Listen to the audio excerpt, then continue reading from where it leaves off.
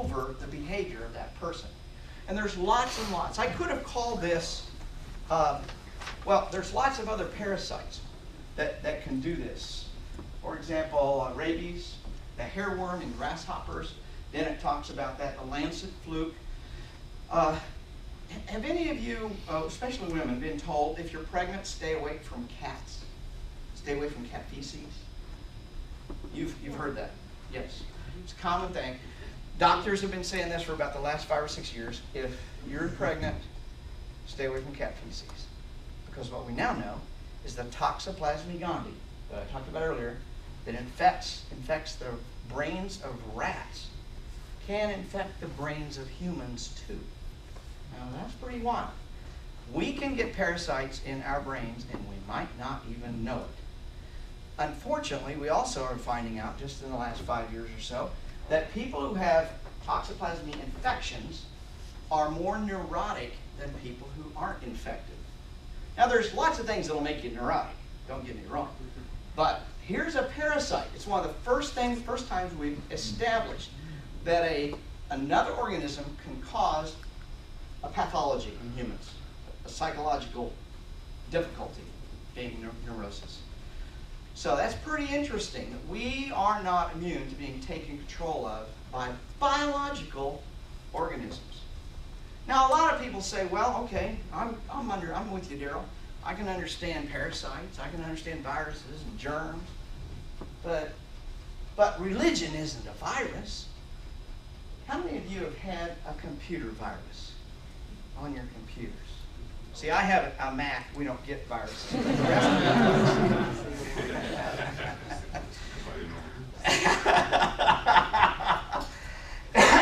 Praise the flying spaghetti monster. I've been after my best friend to get a Mac for 20 years. He did yesterday, first time in his whole life. So there is a flying spaghetti monster after all.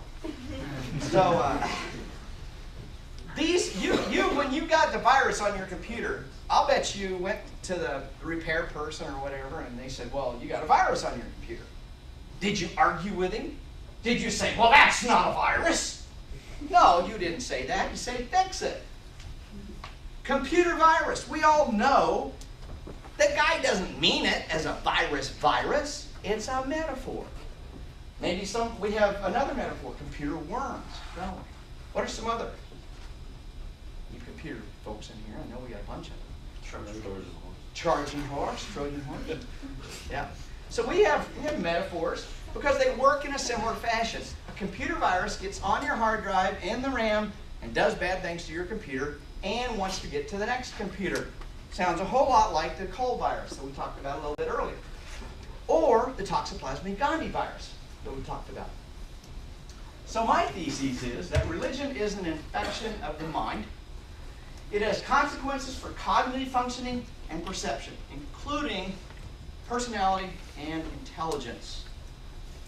There have been 60-plus studies in the last 80 years on intelligence and religiosity. Every single one of them found no effect or a negative effect. Most found negative effects. That there's a negative correlation between religiosity and intelligence. Now, we all know there are intelligent people going to church on Sunday morning. I'm not saying there aren't. But if you look at the bell curve, the more intelligent you are, the less religious you are. That just goes with the territory. That's why you see the top Nobel Prize winning scientists in the whole world, there's almost none of them religious in any way, shape, or form. So, something about religion has an impact on intelligence. It's not that those people are less intelligent, something's being reduced. And I'm going to suggest curiosity is what's reduced. The less curious you are, the less you're exercising your intelligence, and it's going to have an impact. If you really believe the world's 6,000 years old, you're going to ignore a hell of a lot of evidence out there. A hell of a lot of evidence in order to maintain that idea. So, those infected with religion tend to avoid or deny scientific or rational explanations for their behavior in favor of the supernatural. So, we saw these, it just happened a week or two ago with those Chilean miners. You got the best technology in the world. You got engineers and scientists and all sorts of people showing up there to try and get these, 33 guys out of the ground. And what's the first thing they do?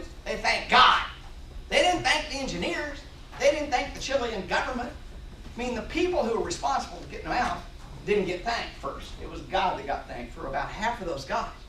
It's really interesting how people totally ignore science, totally ignore the reality was God didn't take them out of that hole. God had left them in that hole.